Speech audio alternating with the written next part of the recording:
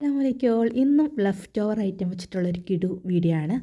നമ്മുടെ ഇഡ്ഡലി കുറച്ച് മിച്ചം ഉണ്ടായിരുന്നു. അപ്പോൾ അത് വെച്ചൊരു ടേസ്റ്റി ആയിട്ടുള്ള ഒരു ഐറ്റം ഇപ്പോൾ ഉണ്ടാക്കുന്നത്. ഫസ്റ്റ് നമ്മുടെ ഇഡ്ഡലി ചെറുതായിട്ട് ഇങ്ങനെ കട്ട് ചെയ്തതിന് ശേഷം മുളക് പൊടി, മഞ്ഞൾപ്പൊടി, പിന്നെ മസാലപ്പൊടിയും കൂടെ ചേർത്ത് കൊടുക്കുന്നുണ്ട് കേട്ടോ. ആദ്യം അതും ചേർക്കാൻ മറന്നുപോയായിരുന്നു. ഉപ്പ് എല്ലാം കൂടെ ഇട്ട് ഒരു മുട്ട പൊട്ടിച്ചൊഴിക്കുന്നുണ്ട്, കടലമാവ്, പിന്നെ കോൺഫ്ലോർ എല്ലാം കൂടെ ചേർത്ത് നമുക്കൊന്ന് ഫ്രൈ ആക്കിയെടുക്കാം.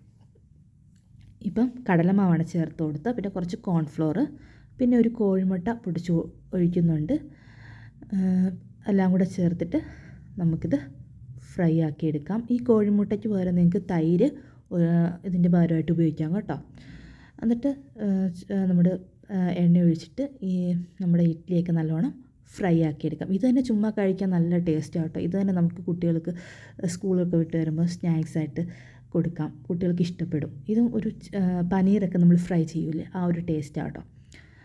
ഇതിങ്ങനെ ഇങ്ങനെ തന്നെ കഴിക്കാൻ നല്ല ടേസ്റ്റാണ്.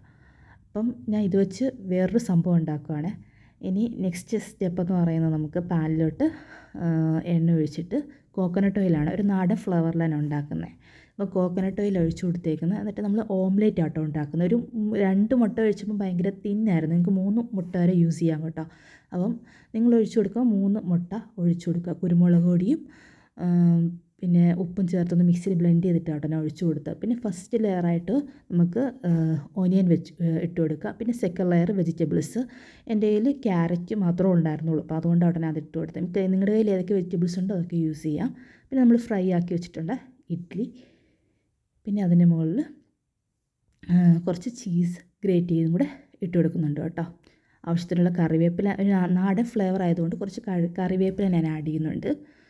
കുറച്ച് ചീസും കൂടെ ആഡ് ചെയ്ത് കവർ ചെയ്ത് നമുക്ക് ചീസ് മെൽറ്റ് ആവുന്ന വരെ വെയിറ്റ് ചെയ്യാം. ഇത് തന്നെ നിങ്ങൾക്ക് ഒറിഗാനോ, ഒരു പിസ്സാൻ്റെ ഫ്ലേവറിൽ തന്നെ ചെയ്യാം. ഒറിഗാനോവും പിന്നെ ചില്ലി ഫ്ലേക്സൊക്കെ, പിസ്സ സോസൊക്കെ ആഡ് ചെയ്താലും നല്ല ടേസ്റ്റ് ആയിരിക്കും, കുട്ടികൾക്ക് ഇഷ്ടപ്പെടും. അപ്പോൾ നിങ്ങളുടെ ഇഷ്ടം പോലെ മസാലാസൊക്കെ ചേർത്ത് ചെയ്യുക. അപ്പം കുട്ടികൾക്ക് ഇഷ്ടപ്പെടും. കട്ട് ചെയ്ത് പ്ലേറ്റിലോട്ട് മാറ്റി കട്ട് ചെയ്ത് ഒരു പിസ്സ പോലെ കട്ട് ചെയ്ത് കൊടുക്കുക.